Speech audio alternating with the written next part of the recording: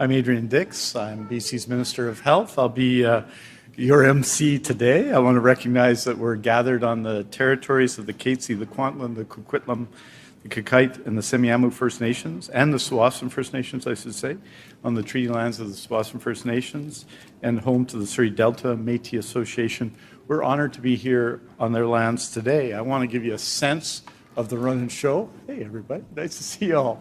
I want to welcome our guest speakers. You're going to hear from Premier David Eby. You're going to hear from the MLA for Surrey Green Timbers, of course, the Minister of Education, Rachna Singh. You're going to hear from Dr. Victoria Lee, the President and CEO of Fraser Health. And finally, our closer. You're going to hear from Jackie Sim, a patient at Surrey Memorial Hospital and in the community who's currently receiving renal services in the community. It's so great to have you here, Jackie, and I think everyone's going to look forward to hearing from you as well. I wanted to note that we're also joined by Minister Bruce Ralston, the MLA for Surrey Whalley. We're also joined by Gary Begg, from Surrey Guildford, by Mike Starchuk from Surrey Cloverdale, and of course, Minister Jagrup Brar is here to my left. It's good to see all of you. I also want to acknowledge from our friends from the Surrey Hospital Foundation who are here, Nicole Robson, Maria Faccio, Martin Van Riesen, and Dr. Randeep Gill. I want to thank them for all their efforts, support of this project and so many more. And they're right over there. Good to see you, Martin. Nice to see you. Nice to see you. Nice to see you all. And so today we're here to talk about a very specific action that will expand healthcare services for people in Surrey. Everybody knows, no more than all of the extraordinary healthcare workers here know that this city is growing, and it's growing fast. From 2020, in 2022-23, Surrey's population grew at a rate of 3.8%, an average of over 2,000 more people each month. And the population will continue to increase over the years.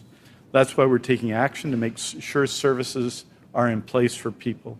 You know, it was about a year ago, and I met with many healthcare workers, health sciences professionals, nurses, and doctors here at Surrey Memorial Hospital about ways to enhance care. And we laid out and worked together on 30 necessary, high-priority items.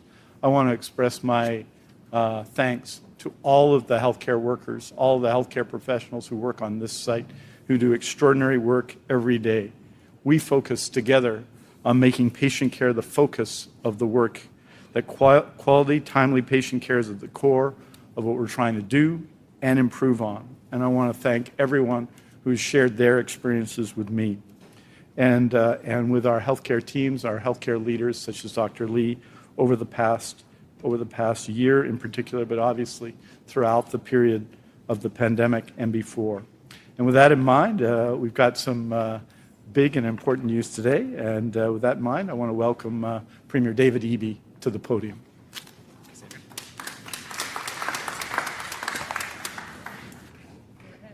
Thanks, Adrian. It's great to be here today at Surrey Memorial Hospital. It's great to see so many hardworking healthcare professionals. Those of you at home can't see, but behind the cameras, a bunch of folks who help make the hospital run here and support patients every day are here, and I wanted to thank them for all of their amazing work for the people of Surrey and the broader area. It's great to join you for today's announcement. As you heard from the Health Minister, Surrey is an amazing place, and it is growing really quickly. Surrey and the entire south of the Fraser area deserves the equal access to health care that people enjoy on the other side of the Fraser. For far too long, the City of Surrey was neglected in key capital investments from government, and not just around health care, where the hospital was promised again and again and again, and the land was sold, but around education, when schools were desperately needed and weren't built. In the last 4 years of the previous government, only one school expansion was done in 4 years in the city of Surrey. And I'll say this before I get into the announcement, but the track record of Kevin Falcon, who delivered a speech in the legislature about how proud he was to have sold the land, it was met with a standing ovation from John Rustad, about the systematic neglect of the city of Surrey has led us to this place. You'll hear them saying it's expensive to build the healthcare capacity that we need south of the Fraser here. Yeah, it's expensive. Things cost more money now. It would have been cheaper to do these things earlier, but they weren't done, and we have to do them now. We have to build the schools. We have to build the patient tower here at Surrey Memorial. We have to build the new hospital in Surrey.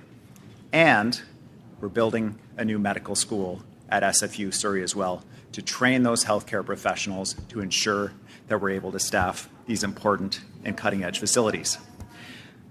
That is why I am so excited to share with you another announcement today about how we're expanding care and responding to the feedback we've heard from the healthcare professionals here at Surrey Memorial about what they need to make sure that they're serving the people of Surrey consistently so the people of Surrey get the care that they need.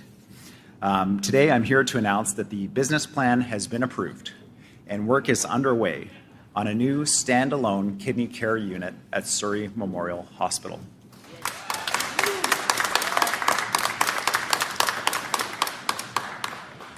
This means that an additional 21 dialysis stations are going to be added to Surrey Memorial Hospital, bringing the total to 60 in a standalone facility able to provide support for people who need that kind of care to ensure a healthy life for themselves right here in Surrey. This is good news for people facing the hardship of kidney disease that need this support regularly. It means less waiting time. It means more opportunities for treatment. And this builds on the work we've already been doing to support Surrey Memorial Hospital while we build the desperately needed capital investments, the new hospital, the patient tower here. And the good news is that we expect to be shovels in the ground on this project in August so that we can be delivering care as soon as possible.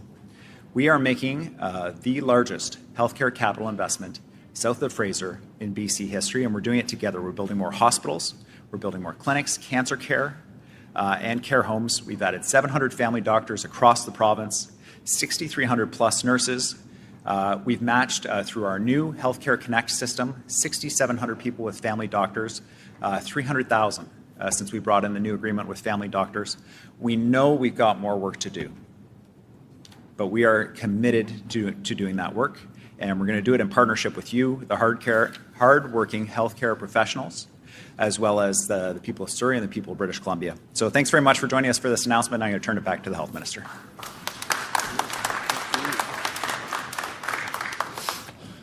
This is great news, Premier. Thank you very much. And want to also acknowledge City Councillor Pardeep Kuner is here, and MLA Eleanor Sturco as well. Want to welcome them as well. This is truly exciting news. The estimated capital cost for this project is $85 million, with $84 million funded by the province, an additional $1 million supported by the Surrey Hospitals Foundation. And we want to thank them very much for their contribution. Renal care is fundamentally important for people in this community.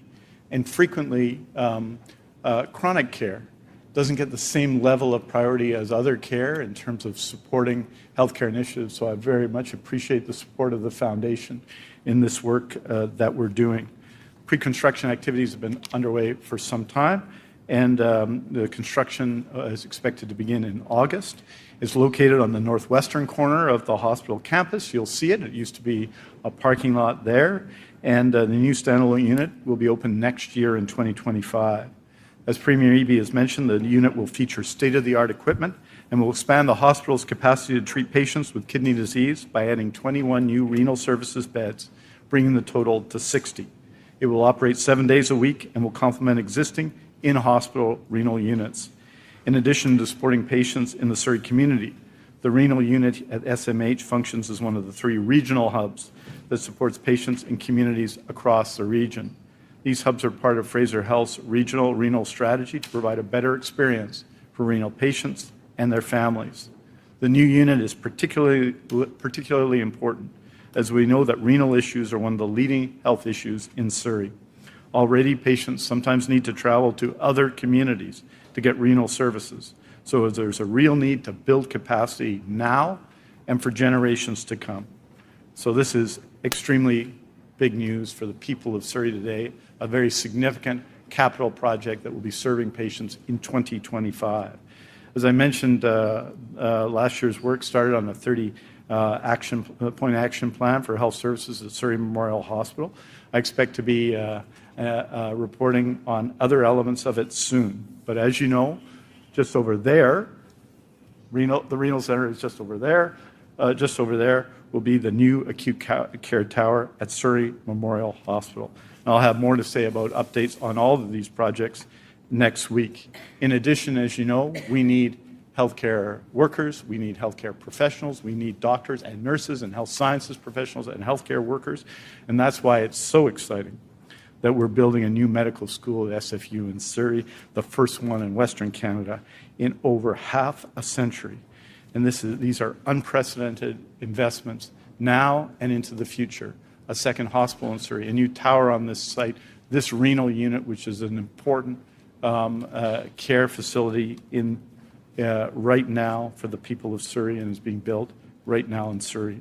So all of that is, I think, demonstrates our commitment to this community and the commitment of the people who serve this community in healthcare to the people of the community, because these proposals, these ideas were the result of the work of patients in the community, of the foundation, of healthcare workers, and of healthcare professionals here. Joining us now to say a few words is the MLA for Surrey Memorial Hospital and much else, and Surrey Green Timbers, Rachna Singh.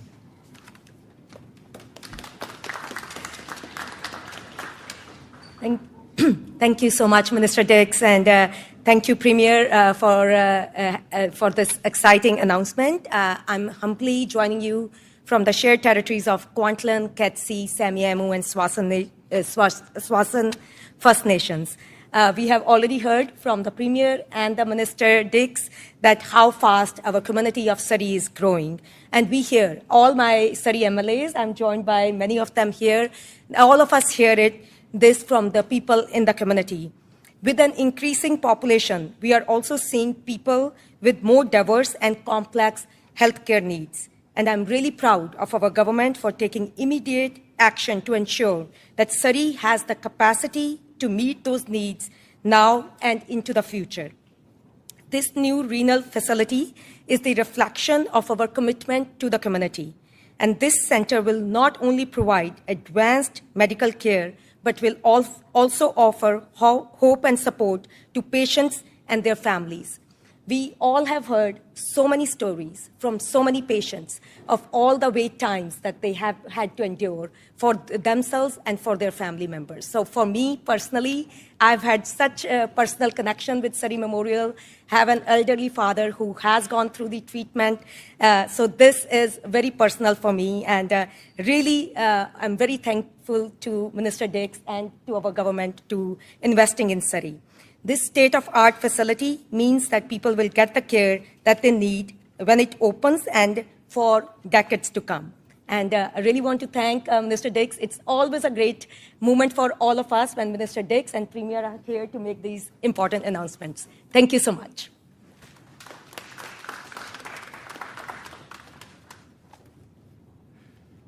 We say the podium moves, don't be alarmed.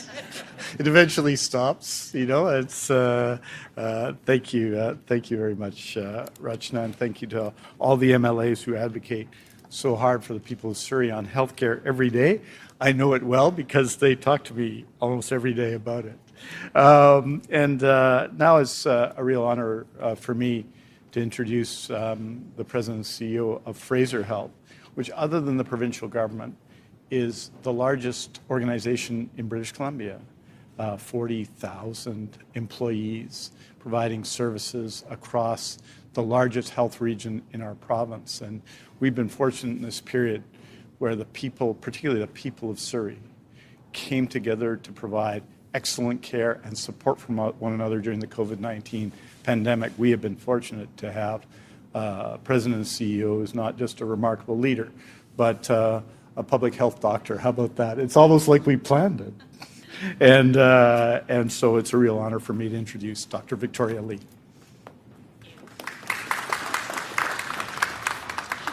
Okay, it's moving again. Good morning, everyone, and such a privilege to be here. Thank you so much to Minister Dix and Premier Eby for your support and leadership for us to actually celebrate this important milestone. I'll start by acknowledging that it's a wonderful day on the unceded, shared, and traditional territories of the Coast Salish people, in particular Kaiti, Kwantlen, Coquitlam, Tsawwassen, and Semiahmoo First Nations, and also home to Surrey Delta Métis Association here. And since Minister Dix mentioned that I'm a public health doc, I also practiced as family doc for a while, but public health physicians tend to use numbers as our stethoscope. And one of the things that's really been striking about chronic kidney disease in the Fraser South region is that in the last 2 decades, it's grown by 300% in terms of new diseases, and it's because of the vulnerability and some of the populations that we see in Surrey and the growth in Surrey.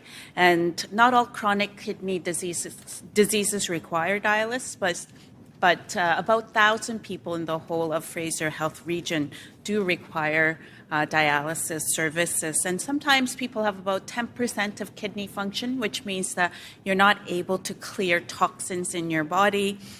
And without those dialysis, of course, your lifespan can be shorter, but also I think what's also important to note is that dialysis treatment not only prolongs your life, but the joys of life. And we often hear from chronic disease patients that they don't want to be defined by their diseases. And sometimes when you have to visit the hospital for dialysis for 3 times a week, almost 12 hours a week, that can define your life. And I think what the expanded kidney services does is that it gives you more flexibility, more accessibility, and thereby ability to love and do the things that you love in life, whether it's gardening on a beautiful day like this or spending time with your loved ones.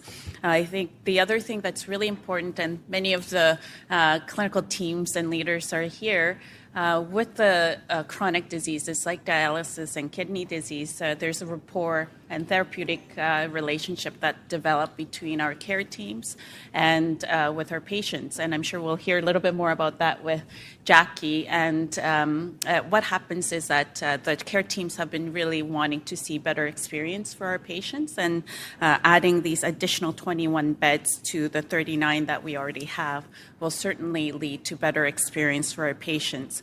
Just for a figure, the dialysis unit right now conducts about 42,000 dialysis on an annual basis, and with the additional 21 beds, there'll be additional 23,000 dialysis that'll be done at this site. Again, much more flexibility, much more accessibility, much more time that our patients will be able to spend with their loved ones, and with the flexibility, doing things that they love. So I want to extend my heartfelt thanks to the dedicated teams that have been working in collaboration with our regional teams and our partners to achieve this important milestone, and also, of course, to the provincial government, Premier, Minister, and all the MLAs that are here supporting our work, and our partnership with the Foundation, Surrey Hospital Foundation, who are here with us today, and for their generous donors, as well as the important, I think, vision ahead that Minister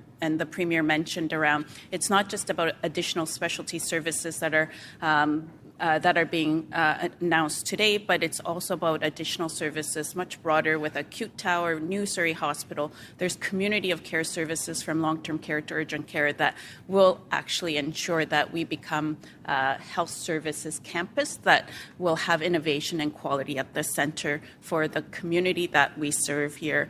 And want to express my gratitude to the Surrey community for trusting us with your health needs every day. So thank you so much for being here for the announcement, and thank you to all.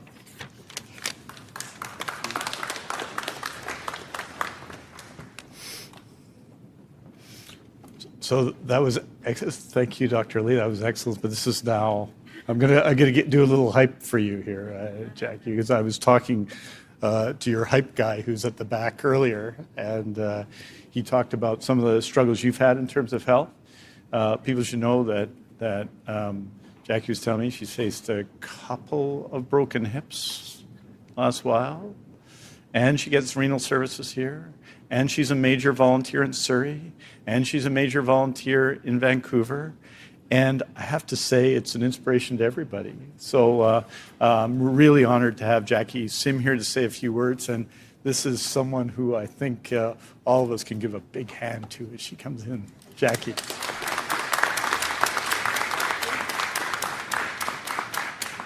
Well, good morning. I actually feel quite honored to be among such dignitaries. Sorry. And I'm excited to learn about the new renal building that's going up.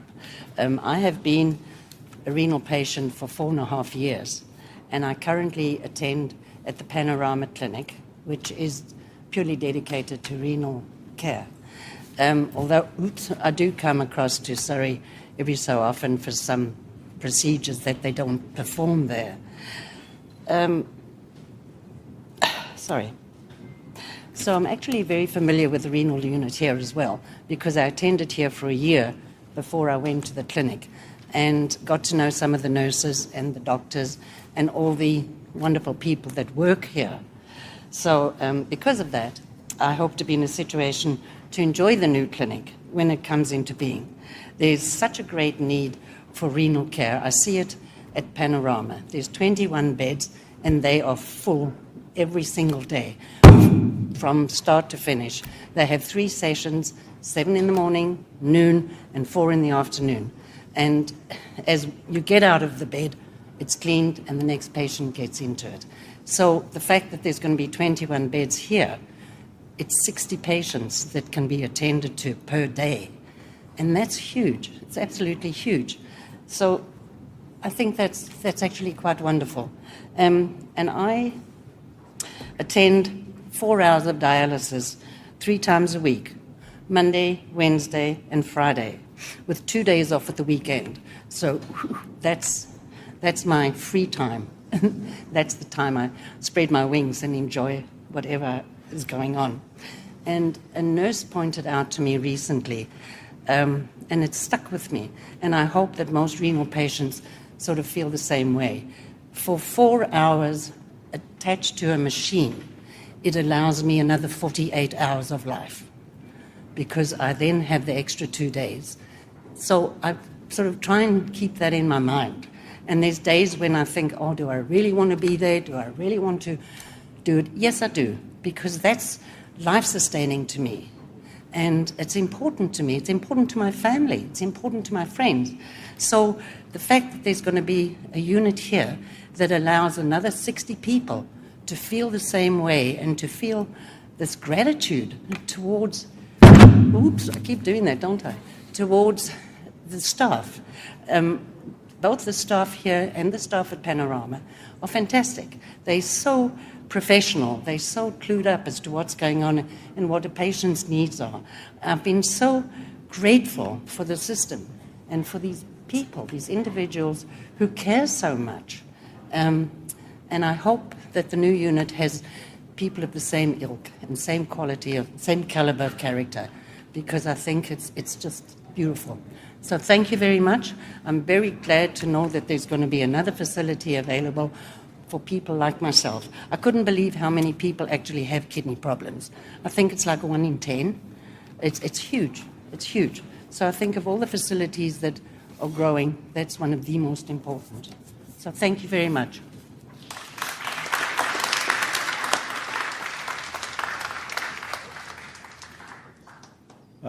Thank you so much, Jackie, and you're an inspiration to a lot of people as well. Thank you for all that you do in the community and the way that that you express yourself now describes why this is so important for us to do together and to provide this care together. And so, very proud of this announcement. We said we were moving forward on these projects. This project is, as noted, $86 million.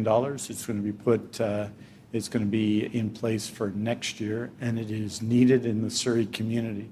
Renal care, of all the levels of care, is the one that came through in all of our analysis as the highest priority. But we're not stopping there. You know that we're making progress. We'll have more to say soon. I'll have updates to bring on the hundreds of new staff at this hospital, at the cardiac catheterization labs, at the repatriated ORs, at all the work that we're doing here at Surrey Memorial Hospital, in addition to the second hospital, in addition to the tower, in addition to the new medical school, in addition to the new long-term care beds that are coming to Surrey, in addition to all the work that's being done in the community here in Surrey to improve healthcare services for people. We've had, in the last number of years, record years of hiring here in Surrey and record years of new staff, new doctors, new nurses, new health sciences professionals, new healthcare workers across the system.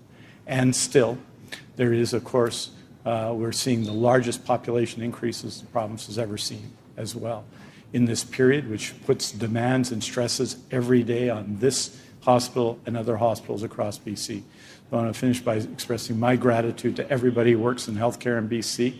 We've added about 44,000 since I've been Minister of Health. It doesn't feel that way, but that's the net increase in the number of healthcare workers over the last, over the time that I've been Minister of Health. And we have to keep doing that. We have to keep adding people to our healthcare system in order to provide the care that people need and people deserve in our province. And with that, it's my honor. We're going to take media questions now, and I'm going to invite Premier Eby to come back to the podium. Before we begin questions, I'll ask everyone on the phone line to please check their phones and make sure that they are on mute. Please stay on mute until you're called on, and when you are called on, you can come off mute so we can hear your question. Reporters are limited to one question and one follow-up, and we'll start here in the room. I'll ask reporters to please approach the microphone provided and state their name and outlet.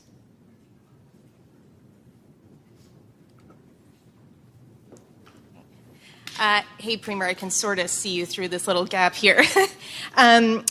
There's a lot of capital projects now in the province, and I'm just wondering, we keep seeing escalating costs for a lot of these. So is there anything that you're able to bake into the contracts, or what are you trying to do so that you don't have, I recognize that there are some unpredictable factors, but I just wonder, is there anything that you can do, considering you're negotiating so many of these projects, to try to contain those costs or try to predict some of that change rather than, a lot of taxpayers are getting sticker shock when they see how much these costs go up.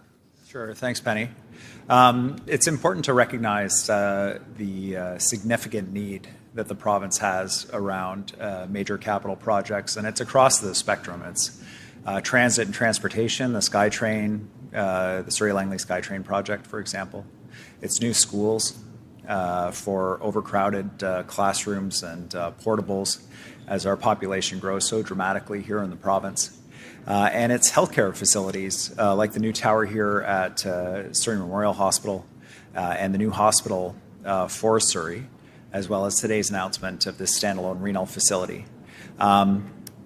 These are non-negotiable.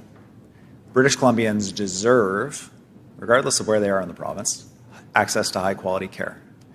And there's no question, and every British Columbian has seen it, if you're doing any kind of renovation project, you're looking to do something, costs have gone up.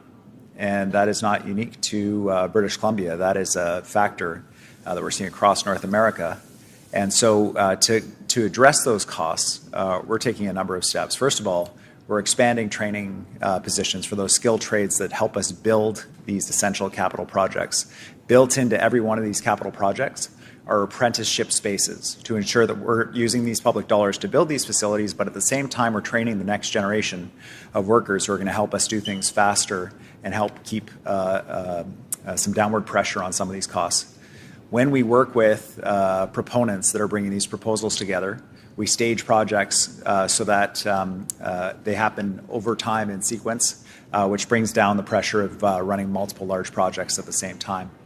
Contractors, because of the dramatic increase in the costs of things like structural steel and other inputs for these projects, are extremely reluctant to enter into fixed price contracts, which is what we did on the Broadway subway project, for example. And so we've had to enter into these new kinds of contracts where we're in a cooperative relationship with them to address costs and ensure we get value as we build forward. And if there are things that we can do to bring costs down in terms of the design of the facility, we're working on it together as the builder and as the end user through the health authorities and through the provincial government. So from training the staff, using public dollars to get more people ready to go, and working closely and collaboratively with the builders, we're working to keep these costs down. But there is absolutely no question. These projects are more expensive now than they were before. And the systematic neglect of our healthcare system, especially south of the Fraser, by previous governments when land was sold instead of the hospitals that were promised to be built, when there was an opportunity to build a second medical school, it was turned down by John Rustad and Kevin Falcon. These things are more expensive to do now. The schools are more expensive to build now than they would have been had they been done earlier. We would still have demand, but not nearly what we have right now. And if Rustad and Falcon get elected in the next election, they did it before in terms of underfunding Surrey, deprioritizing healthcare, cutting healthcare funding in order to fund tax cuts for the top 2% of the wealthiest British Columbians. They will do it again. Their track record is clear. And so I hear them complaining that these projects are too expensive. Well, guess what?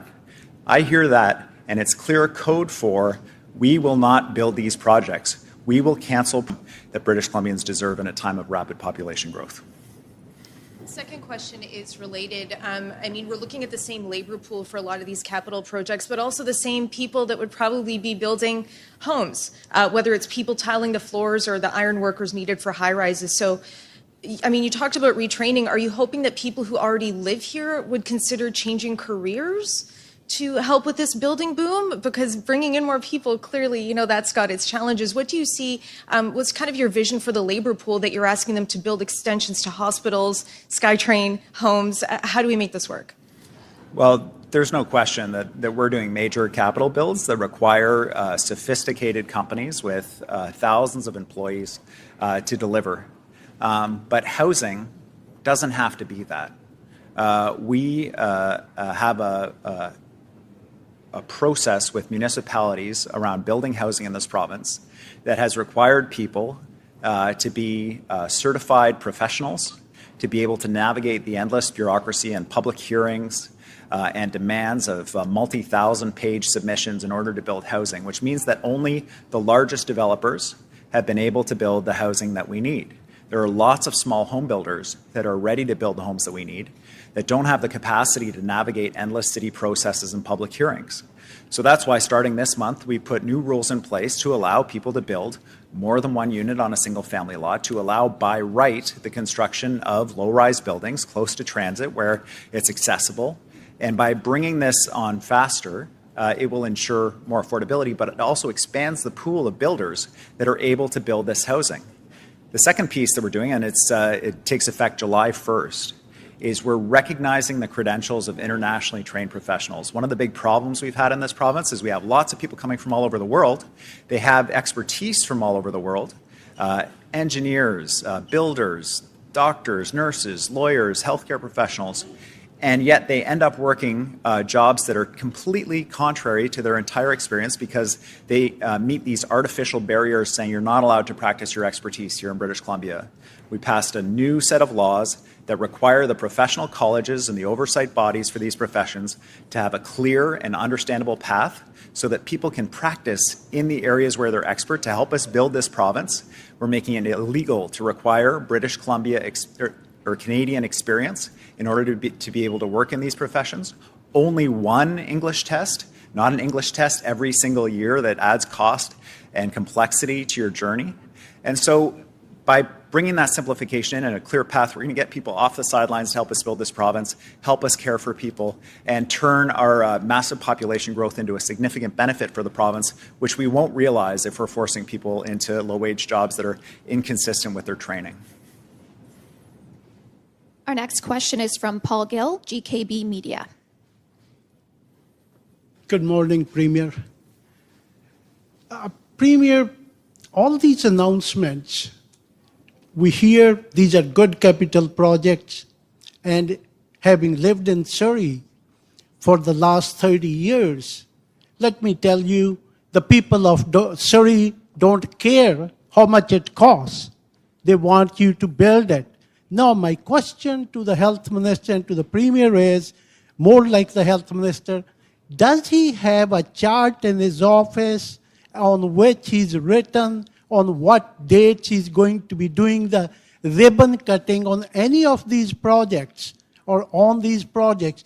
People of Surrey want to know the ribbon cutting dates, not what you are doing or when it will be built. They want to know the exact date within a few months when the ribbons will be cut on these places.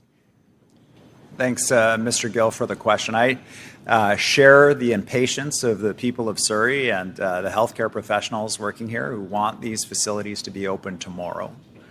People of Surrey deserve these facilities to be open tomorrow. The need was clear, even under the previous government, for additional healthcare capacity here in Surrey. Since being sworn in as Premier, my focus has been on accelerating the shovels in the ground to get these projects done for the people of Surrey. Construction started on Surrey Memorial Hospital. Shovels will be in the ground on this new renal center in August.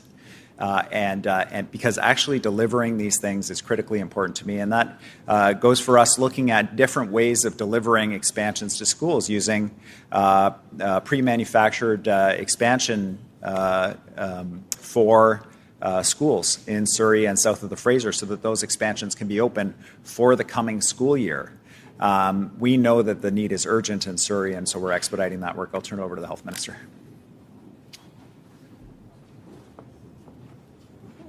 Well, Mr. Gill, I'd just say pretty clearly in this case, you were with me a year ago. We talked about the needs of renal patients in Surrey. We've put together our construction team. The pre-works are being done as we speak. Will be shovels in the ground in August, and it'll be ready for patients in 2025. So that's pretty clear, and you bet that's the case on every project. You know, and sometimes because we went really for a generation where important healthcare projects were not undertaken in Surrey.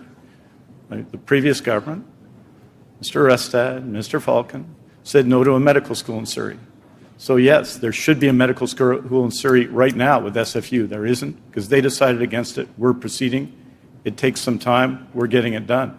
They decided instead of building a second hospital to sell the land for that hospital.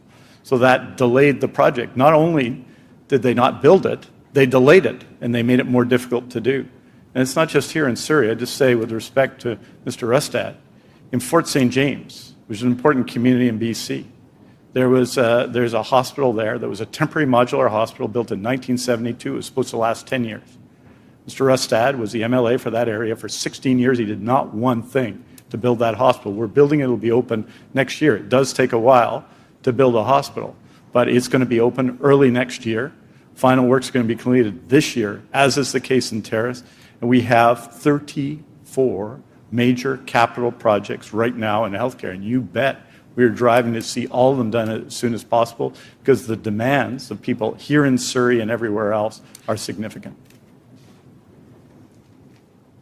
Thanks, Premier. My second question related to, and certainly in response to it, I might say, you know, we don't want you to treat us like the previous government.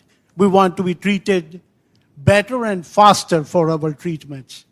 My second question is related to Surrey's emergency department, the longest waiting time in the province. Does the Premier has any indication for the people of Surrey where he can go or a timetable when it is going to be cut, that its average is 8 hours now, that it will be 6 hours in 25 and 4 hours in 27 or faster than that? Can you give us any indication?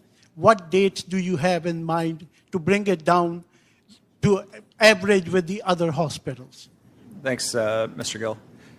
The urgency when you're critically ill or someone you love is critically ill to get the care that you need is the same here in Surrey as it is across the province. I asked the Health Minister to come out here and to sit down with the healthcare professionals here at Surrey Memorial and identify what we could do to speed up treatment time and to support healthcare professionals, especially in that kind of acute care emergency setting. He took those steps, they developed a plan, and I'll pass it over to the Health Minister to talk about what's been happening since then.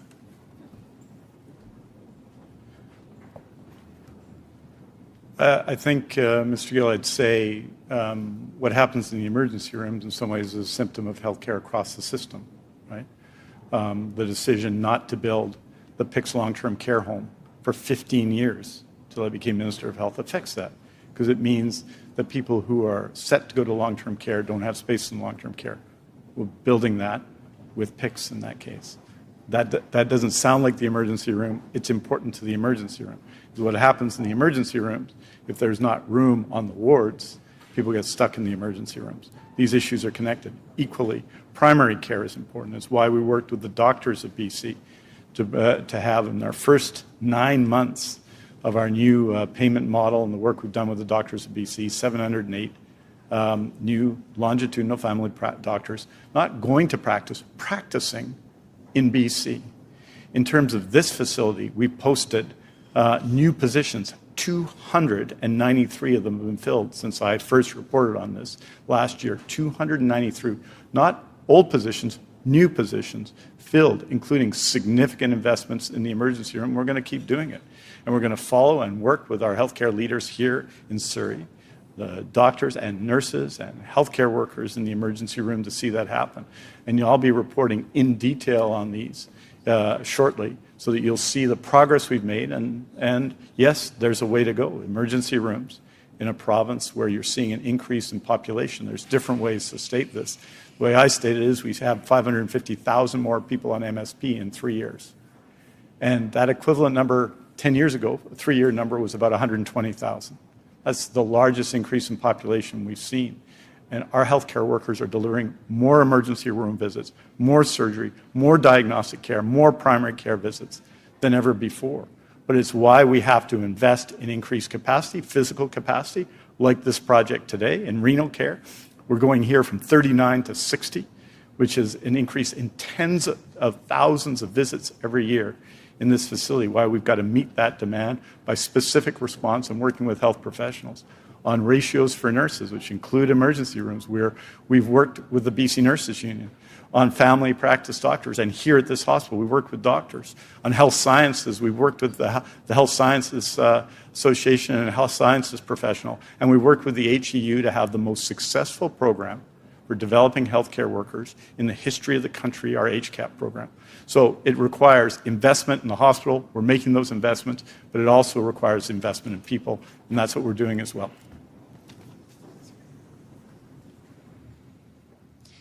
Going to the phone lines, our next question is from Richard Zussman, Global News. Richard, please come off mute. We've worked with the health science. Yeah, and I'm just going to make one more plea to my colleagues. There's somebody on mute that's ruining the audio for everybody else on here that hasn't muted. So please, if you're listening, take a look and see that you're muted because it's ruining the audio for your colleagues. This is likely for Minister Dix, but Premier can take a crack at it to start if he'd like. What are the current numbers and projected numbers for outpatients at Surrey as a whole, and do these guys meet those needs? I'm just going to make one more thing to my colleague. There's somebody on ruining the audio for everybody else on here. Sorry, Richard, we can't make out what you're saying, man. If I can ask all of the reporters currently on the phone line to please check their phones again to make sure that they're on mute. It is affecting the audio feed.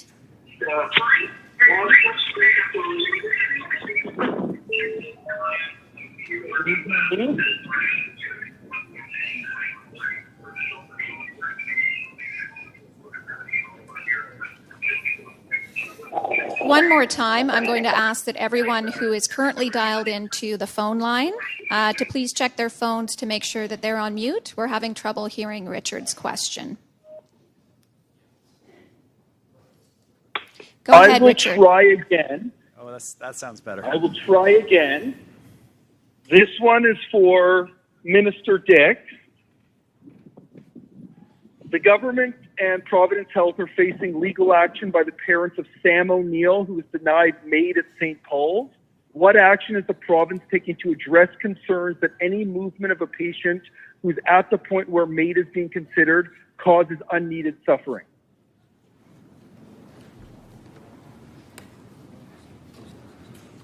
So thank you, Richard, for the question. Obviously, we're not going to comment on legal actions. We very much respect everyone's right to go to court and make their case there, and very much respect everyone involved in this process. MAID is a legal end-of-life choice in British Columbia. It's strictly regulated, but it's a legal end-of-life choice, and it's our job to ensure that people have access to MAID in our province.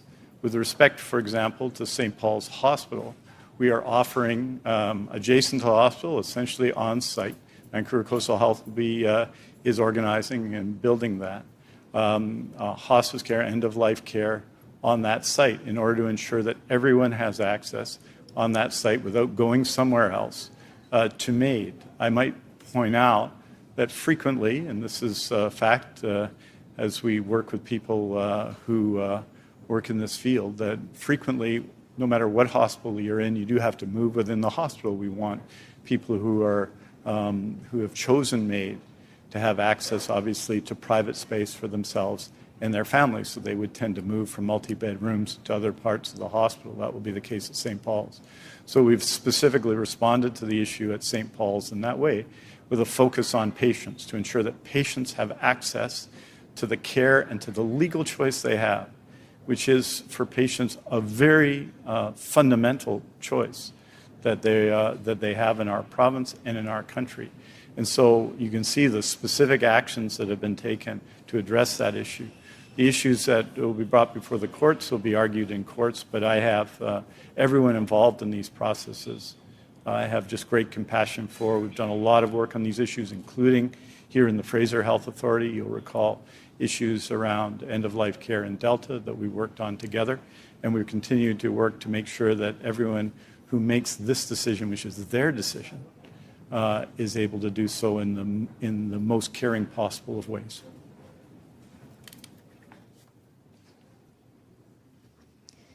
Do you have a follow-up, Richard? No, I'm good. Thanks. We'll go next to Katie DeRosa, CBC. Hi, if Premier and Minister Dix, further to the question on MAID, Dr. Dayaraman said there were 4 forced transfers in the last week from St. Paul. So forced transfers are still happening, even with the clinical space that will be set up. Hospices that are run by St. Paul's are still transferring. So is this situation good enough, and what will the province do to prevent anyone from being forced transferred when they're requesting MAID? Thanks for the question, Penny. This is an incredibly and intensely personal and serious issues for families, for individuals who are terminally ill. And without a doubt, the compassion for these families, the care for these individuals is paramount in our government's considerations. And we're working closely with Providence Healthcare, we have been, to find a solution for the new St. Paul's Hospital to ensure that everybody's needs can be met. It's one of these issues for people when I think that British Columbians deserve a government that understands the intensity of the emotion around end-of-life decisions and the values of British Columbians as a whole.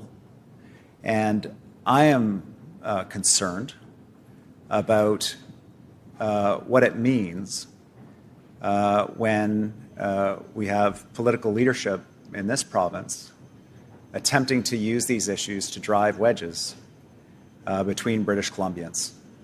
I hope that on this issue, on the issue of women's reproductive health, on the issue of healthcare choices generally, we can stick together as a province and find solutions going forward.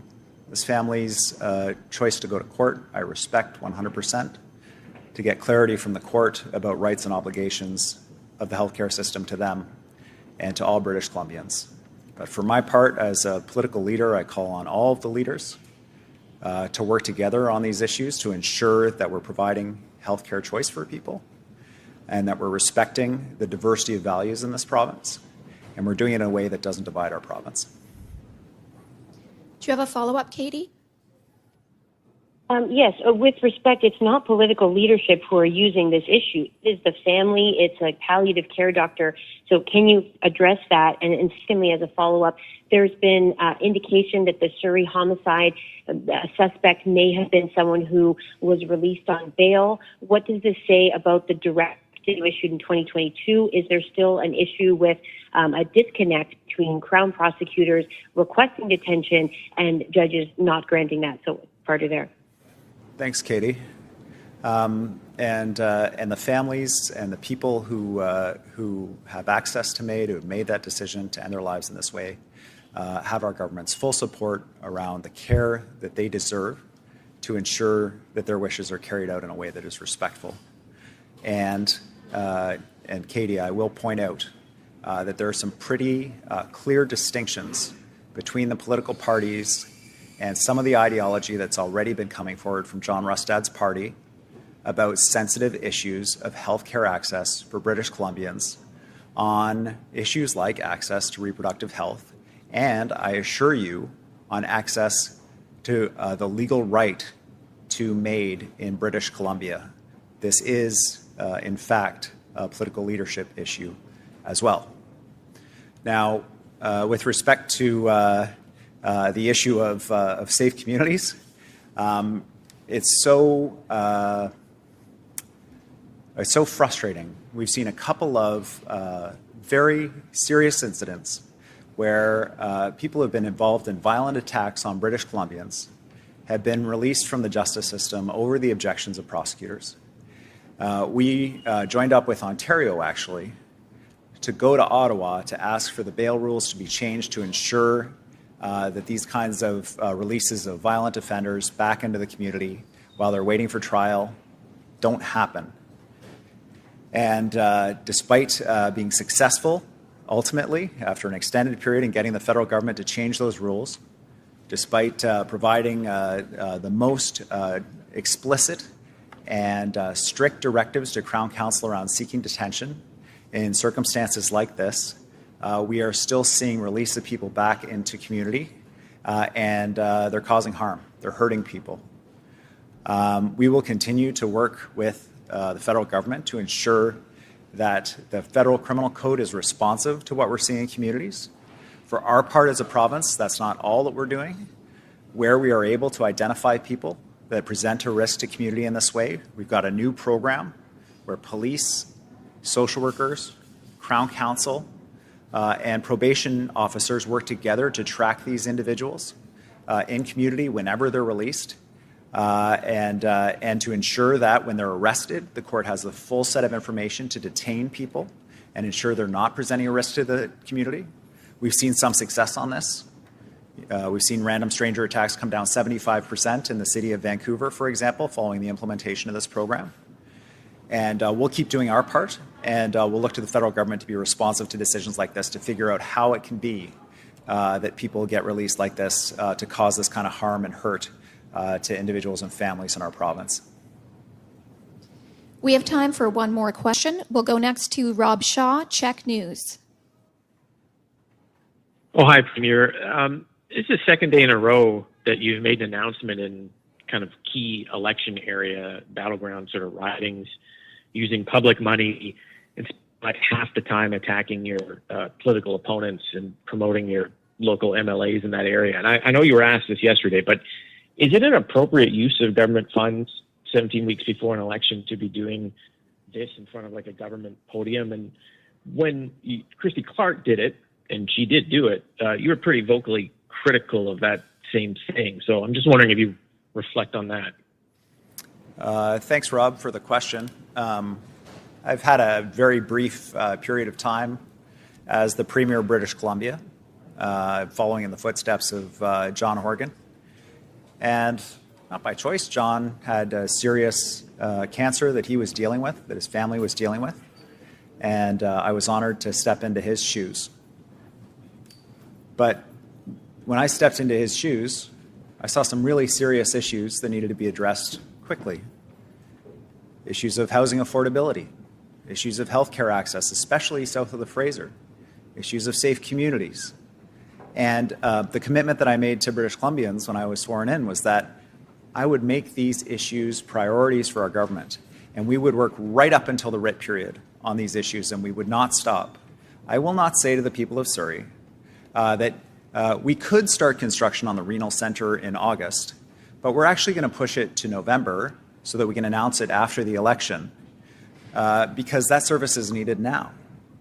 And I won't look at an opportunity like the purchase of the ICBC building to build housing for British Columbians and say, oh, they're selling it at the wrong time. Unfortunately, we can't buy it for housing. We'll have to sell it to a private developer so it becomes luxury condos because unfortunately they're selling it during the 6-month period before the election. We will continue right up until the writ period on the priorities that I set out when I was sworn in, which include healthcare, cost of living and issues like housing, safe communities, and building a clean economy. And if British Columbians are unhappy with that, then absolutely, they can vote us out. But the contrast will be clear come the election about the path we're going on and the perspective of John Rustad and Kevin Falcon that now is the time to cut back and not do these things and not support people. Our perspective is the exact opposite. The people need support now more than ever. Do you have a follow-up, Rob? Sure, thanks. Just to the ICBC issue, the value of that headquarters is assessed at more than $100 million.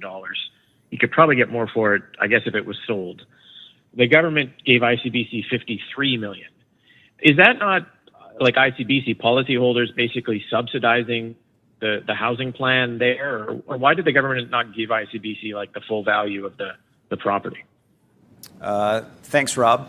I'm going to take you back to conversations we had about the sale of government land when I was in opposition, when land was sold below assessed value to major donors, to John Rustad and Kevin Falcon's party. Back when you could make $100,000 donations to a political party, and then you could see access to the fire sale of government properties, including the Surrey Hospital land and 21 other properties in Surrey, Burke Mountain, Little Mountain, I could go on. This is a sale of a property from the publicly owned Crown insurer to the government of British Columbia to build attainable middle-income housing and a transit hub that's going to serve British Columbians on the North Shore for generations. The contrast is the previous government was going to sell the ICBC headquarters to who knows who, for who knows what, well, we know what purpose, for luxury condos on the water, in order to cover up cost overruns at ICBC and massive deficits at our public insurer. The contrast, to my mind, is pretty clear. And the sale was based on assessments that were received by ICBC. The building has some major challenges, including asbestos. And even if we accept the premise of your question, Rob, that we could have sold it for more if the property was going to be used for luxury condos, the bottom line is for British Columbians that the value is realized by ensuring that people have the opportunity to live in the communities that they work in, and that they have a transit hub for the region that is successful and has the capacity to expand. It's a massive opportunity, and I'm very happy to run an election on that. And that concludes today's event. Thanks, everyone. Thank you.